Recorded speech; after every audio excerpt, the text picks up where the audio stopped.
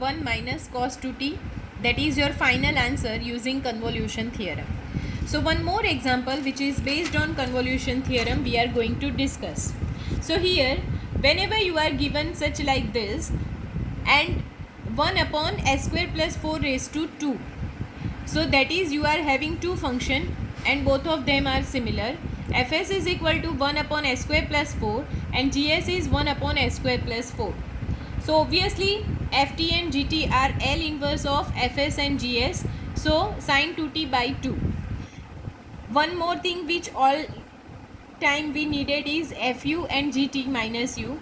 When you write ft is equal to sin 2t upon 2, so fu is but obvious sin 2u upon 2 and gt is sin 2t upon 2, so gt minus u is sin 2.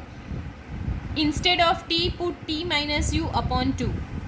So we have both the values fu and gt minus u. So by convolution theorem we have f star g L inverse fs into gs. So 0 to t fu gt minus u du. Substitute the values. Here what happened? You are having s into s.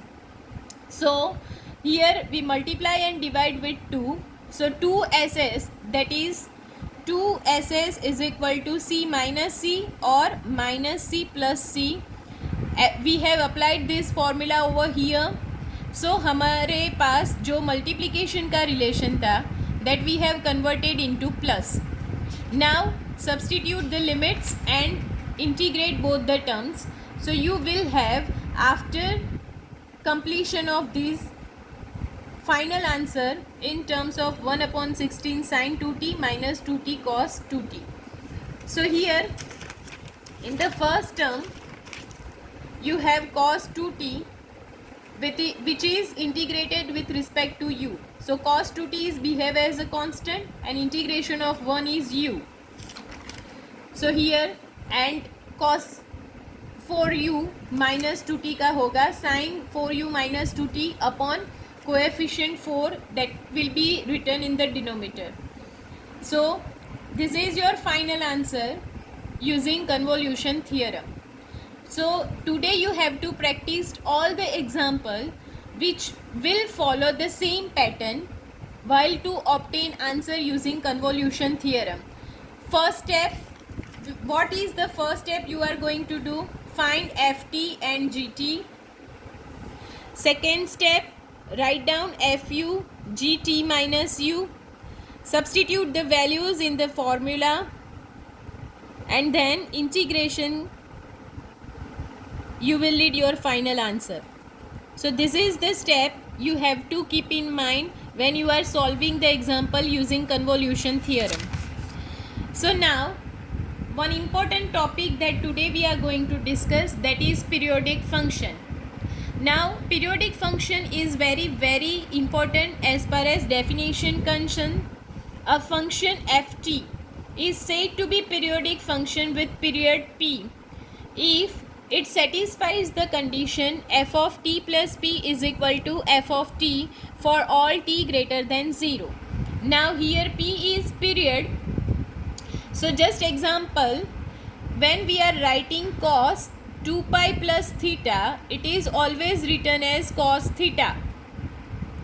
So here 2 pi is called period of cos. So all trigonometric functions are called periodic function. If you go through the real life example, as we all are aware of that earth moves around the sun. So what is the exactly period? Earth moves around the sun in 365 days. So that is the period.